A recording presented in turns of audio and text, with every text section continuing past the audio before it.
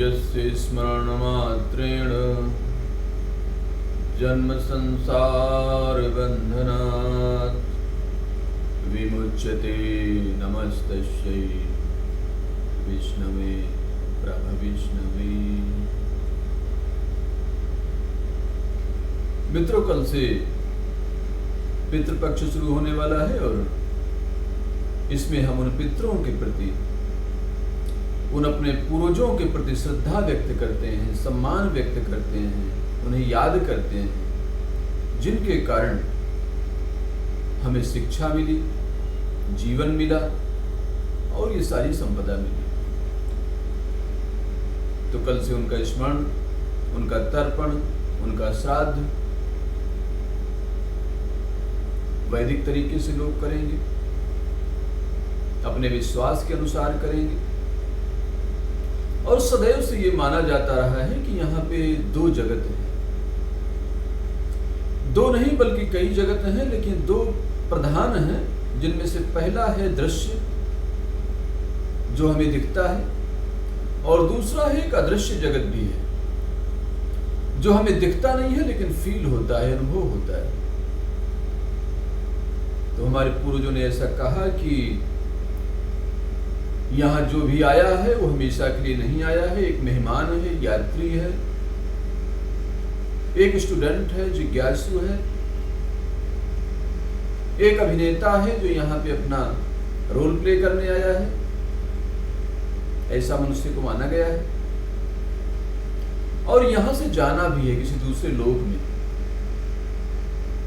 और उसके लिए वो हमेशा, जैसे आप अमेरिका जाते हैं तो वापसी का टिकट हमेशा चेक करते रहते हैं, वीजा पासपोर्ट चेक करते रहते हैं, क्योंकि आपको पता है कि वो आपका देश नहीं है, आप विजिटर हैं, मेहमान हैं।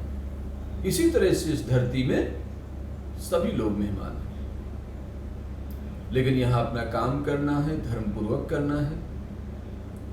और कई बार कुछ लोगों को ऐसा लगता है कि ये सब अंधविश्वास है, इस पर भरोसा नहीं करना चाहिए। जिस तरह से प्राइमरी स्कूल के टीचर से आप पूछें कि जीनोम क्या है, क्वांटम फिजिक्स क्या है, स्वभावतः वो कहेगा ये सब बकवास है, क्योंकि उसने न कभी पढ़ा है न जाना है।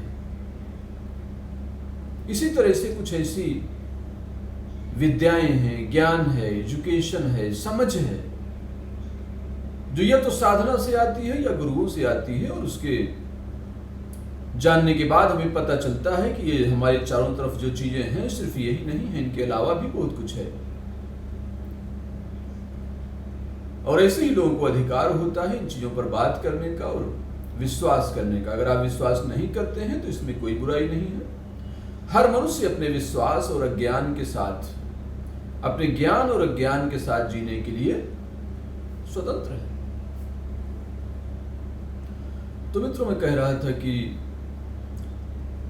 इस लोक में हम पूर्वजों को जल देते हैं, श्राद्ध करते हैं, और श्राद्ध का मतलब ही श्रद्धा है। हम श्रद्धा से उनको याद करें, हमारी प्रति उनके द्वारा किए गए कर्तव्यों को, किस प्रेम से उन्होंने पाला, किस भाव से उन्होंने पाला, किस तरह से हमें शिक्षा दिलाई, हमारी सुरक्षा का ध्यान रखा, हमारी जरूरतों का ध्यान रखा, हमें प्यार किया। क्या हम उन्हें यूं ही भुला दें? हम पूरा साल तो अपने सांसारिक कर्तव्यों पर लगते हैं, लेकिन इन 15 दिनों में उनके प्रति हम श्रद्धावनत होते हैं और इसके लिए उनको जल देते हैं। बड़ा मोटे शब्दों में अगर कहा जाए तो पितरों को जल देना। और जल बड़ा महत्वपूर्ण है। जैसे तांबा है, तांबा ताप का चालक है, विद्युत का चालक है। चालक का मतलब जिसके थ्रू तेजी से बिजली पहुंच जाती है,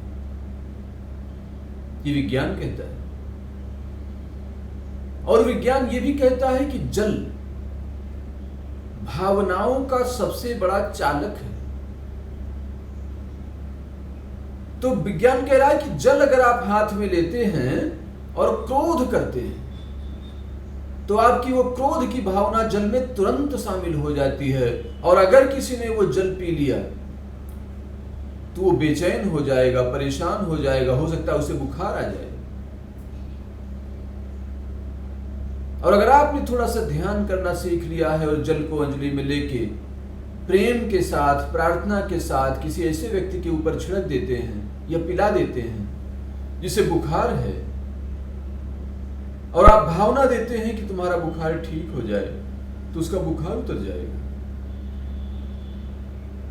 तो जल भावनाओं का सबसे बड़ा चालक है, ये वैज्ञानिक कहते हैं। अब विज्ञान ने ये मान लिया है कि जैसा भी भाव आपके मन में होगा वो उस बर्तन में जो जल आपने लिया हुआ है उसमें ट्रांसफर हो जाएगा। तो एक तो ये चीज हमें समझनी होगी कि पितरों को जल क्यों देते हैं। दूसरा हमें यह समझना होगा कि हमारा शरीर 5 तत्वों से बना हुआ है और उनमें से एक जल भी है। यानी इन 5 तत्वों से ये बनता है और 5 तत्वों में ही अंत में मिल जाता है। तो कुछ तो विज्ञान है। हो सकता है वो जो हम जल की धार देते हैं उनका ध्यान करके, उस फीलिंग के साथ, उनके नाम के साथ, उनकी यादों के साथ और उन मंत्रों के साथ, तो उस जल में जो तत्व हैं वो कहीं उन तक पहुंच जाते हो। ऐसा हो सकता है। विज्ञान अभी वहां तक नहीं पहुंचा है, और विज्ञान चूंकि वहां तक नहीं पहुंचा तो तब तक हम पूर्वजों को प्यासा नहीं बैठाए रख सकते।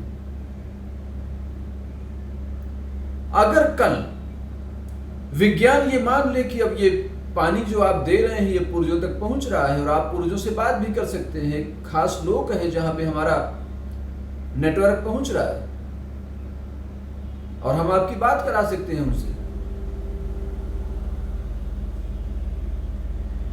पहली बार जब हमने पानी पीना शुरू किया तो हमें पता नहीं था कि ये H2O है। हमने किसी वैज्ञानिक से नहीं पूछा था कि ये आप बताइए इसमें हाइड्रोजन और ऑक्सीजन है कि नहीं, तभी हम पानी पिएंगे। हमने पानी पिया क्योंकि पानी की जरूरत थी। और विज्ञान अभी सारी चीजें नहीं बता पाया, और विज्ञान अभी बड़ी बेसिक चीजें भी नहीं बता पाया।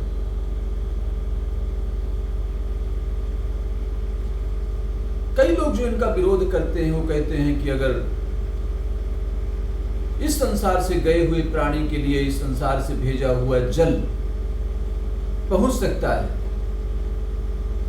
तो परदेश में गए हुए व्यक्ति के लिए टिफिन क्यों नहीं पहुंच सकता। यह तर्क दिया था नास्तिकों ने इन कर्मकांडों और विश्वासों के विरुद्ध। और आज आप देख सकते हैं कि अगर आप अमेरिका में हो, आप 1 महीने बाद अमेरिका जाएं, तो मैं यहां से एक वेबसाइट के थ्रू बुक कर सकता हूं आपका नाश्ता। अगले महीने की 4 तारीख को सुबह 10 बजे एक होटल में आप रुकेंगे और वहां आपका नाश्ता जो मैं कहूंगा वही मिलेगा। ये विश्वास आप कर सकते हैं क्योंकि इसकी वेबसाइट्स हैं और हम बुक कर सकते हैं। अमेरिका में जाना नहीं पड़ेगा, किसी से बात भी नहीं करनी पड़ेगी, सिर्फ कुछ पैसे खर्च करने होंगे और वही पैसे जो हम यहाँ पे किसी को खाना खिलाने में खर्च करते हैं। तो जो लोग कहते थे कि यहां से गए हुए व्यक्ति को जब आप जल देते हैं या भोजन देते हैं या कोई चीज दान करते हैं तो वो कैसे पहुंचेगा, तो आज कहा जा सकता है कि इंटरनेट के माध्यम से, वेबसाइट के माध्यम से वो वहां पे बुक हो जाएगा और वही खाना मिलेगा उसको जो हम तय करेंगे और जितनी मात्रा में तय करेंगे और जिस दिन तय करेंगे। तो आज अगर विज्ञान ने यह संभव कर दिया है कि दुनिया के किसी भी कोने तक नाश्ता पहुंचाया जा सकता है, ब्रेकफास्ट पहुंचाया जा सकता है, तो दुनिया से बाहर भी पहुंचाने में अब समय नहीं लगेगा। इसलिए अगर आपकी श्रद्धा हो, अगर आपका विश्वास हो, तो आप जरूर कर दीजिए। जो भी आप कर सके।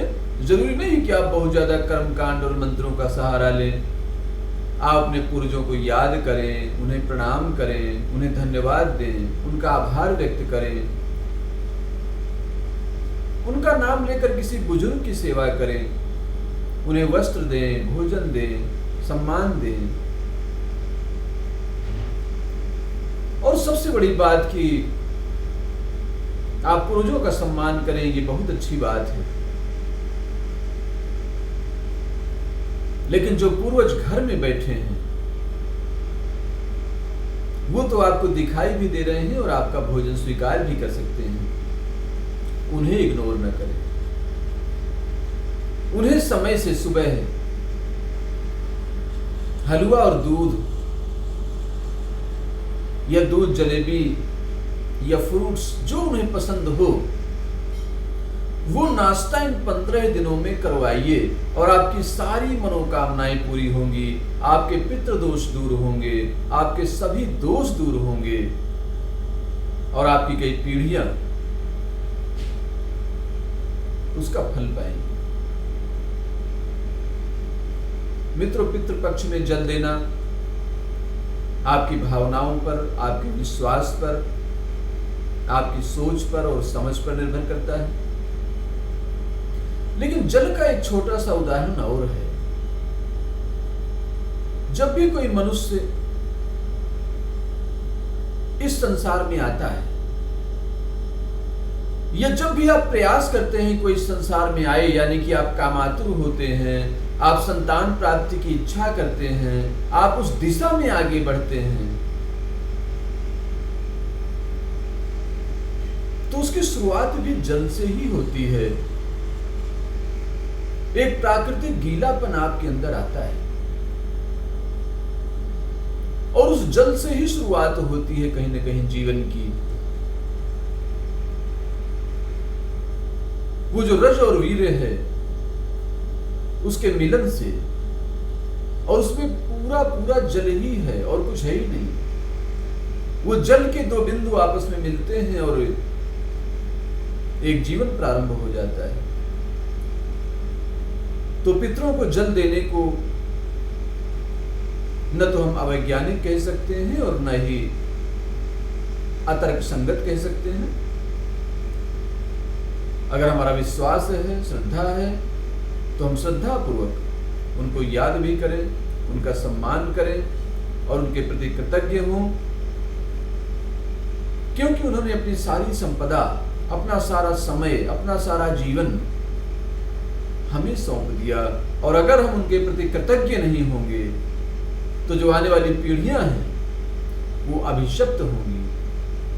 और तब आपको पंडित जी बताएंगे, जब आप जाएंगे दिखाने कुंडली, कि आपको पितृदोष हो गया है, पितृदोष का शिकार हो गए हैं आप। और उसमें कई बार पीढ़ियों का, जो आगामी पीढ़ियां हैं, उनका आगमन रुक जाता है, उनका विकास रुक जाता है, उनके आर्थिक विकास रुक जाते हैं। तो हम क्यों ऐसा काम करें कि हमारे पूर्वज जिन्होंने अपना प्रेम, अपना समय, अपना जीवन, अपनी सारी संपदा हमें सौंप दी, तो आने वाले 15 दिनों में उनके प्रति हम नतमस्तक हों, उन पर श्रद्धा रखें और जितना हमसे हो सके बिना किसी दबाव के, बिना किसी बंधन के, एक मानवीय अंतःकरण के साथ उनका सम्मान करें।